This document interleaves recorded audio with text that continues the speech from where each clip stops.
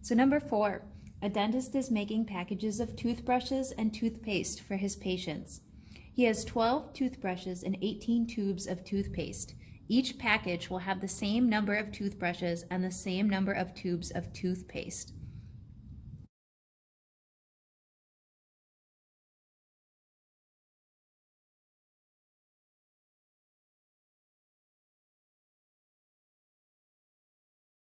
So I'm going to make a list of my factors of 12 and a list of my factors of 18, and then I'll see what the greatest factor is that both numbers share.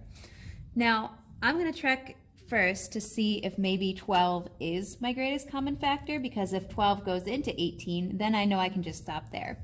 Now, of course, 12 does not go into 18, so that little trick is not going to work. All right, so let's start with my 12. I know I've got the factors 12 times 1, and then I know that 6 times 2 also equals 12, and I also know that 3 times 4 equals 12. So there's my factors of 12. Now to move on to my factors of 18, we always start with the big one, 18 times 1. I know that 9 times 2 equals 18. And are there any other ones? Let's see, 18 is not divided by 8. It's not divisible by 7. It's divisible by 6 though. So 6 times 3 equals 18. And then it's not divisible by 5. And it's not divisible by 4. So I think that's it. We're going to stop there for my 18s. And I'm going to look and say, which numbers do these two have in common? Well, they both have 1 in common, but that's not a very high number. They both have 2 in common. They both have 3 in common, and then there's one more, and that is 6. Now, 6 is the greatest number that they have in common. Therefore, our greatest common factor is going to be 6. So that means that the number of packages that he can distribute everything equally into would be 6 packages. So that's going to be my solution. 6 packages. Now, if I go ahead and draw my 6 packages, I can check my work. So 1, 2, 3, 4, 5, 6, and he's got, let's see, 12 toothbrushes, so I'm going to put B's. 1, 2, 3, 4, 5, 6, 7, 8, 9, 10, 11, 12. So that worked. And he's got 18 tubes of toothpaste, so I'm going to put T for tube of toothpaste. 1, 2, 3, 4, 5, 6, 7, 8, 9, 10, 11, 12, 13, 14, 15, 16, 17, 18. That worked also.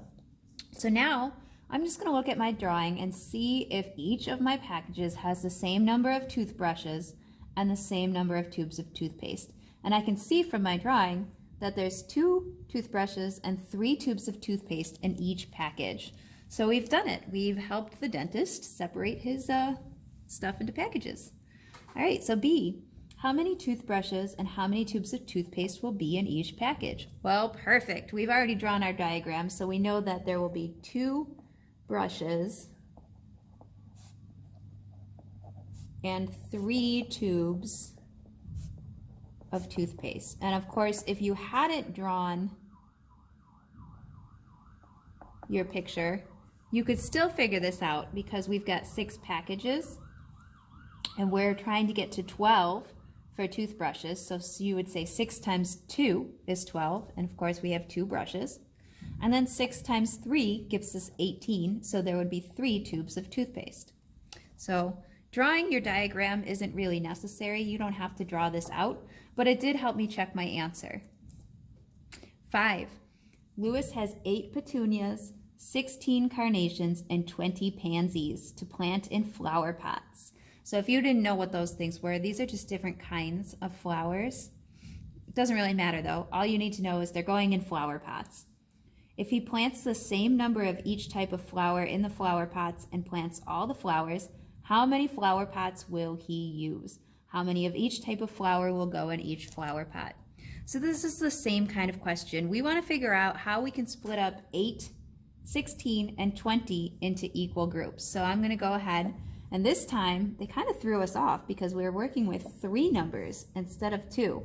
So this time I'm making my list of my 8s, my factors of 16, and my factors of 20. So this one's going to be a little bit more difficult. We'll take it one step at a time. So 8, I obviously have 8 times 1. It's an even number, so I know it's divisible by 2. 4 times 2 gives me 8. Let's see, it's not divisible by 3. I can divide it by 4, and we're left with 4 times 2. So that's it for 8, just those 4 factors. 16, I know I've got 16 times 1. It's even number, so I know that I can divide it by 2. So let's see, what times 2 gives me 16? 8 times 2. And then I know I can also do 4 times 4 and get 16. All right, so with 20, we've got 20 times 1, of course. It's an even number, so it is divisible by 2. 10 times 2.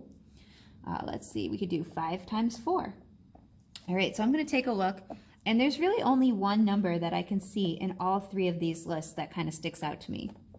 4. So our greatest common, I've circled the wrong one. Our greatest common factor is going to be 4 for all 3 of these numbers. So how many flower pots will he use? He should use 4. He will use 4 flower pots. And I don't really have any room to draw a picture of this, so I'm going to go ahead and use my algebra to kind of figure out how many of each flower will go in each pot. So in my petunias, I had 8 of them, and I know that 4 times 2 equals 8. So there will be 2 petunias. And then we had 16 carnations, and 4 times 4 is 16. So we're going to have 4 carnations.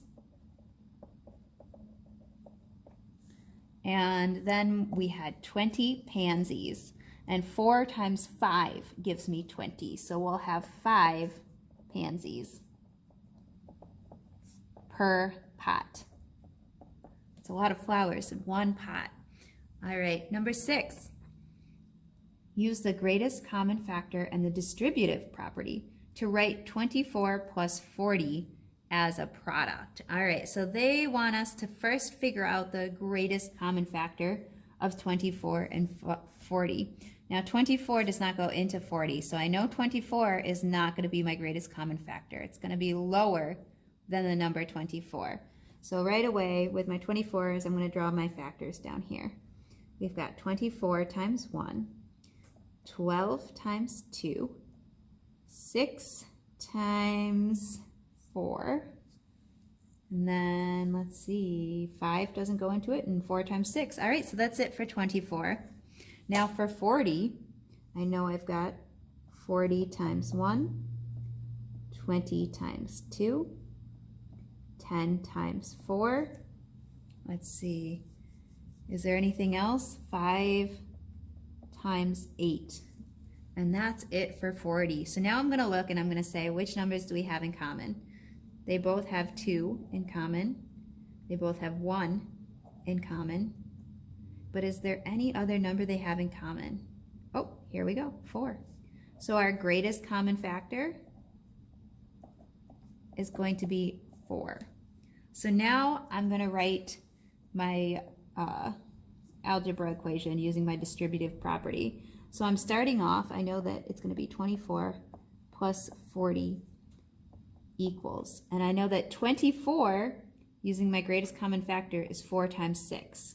So 4 times 6 gives me 24 plus, and then 40 would be represented using our greatest common factor of 4 times 10. 4 times 10. Now I'm going to pull this 4 out of both of these equations. So that's what they mean when they're talking about using the distributive property. So my other side is going to stay the same, 24 plus 40 equals. And then I'm going to pull this out and do 4 times 6 plus 10.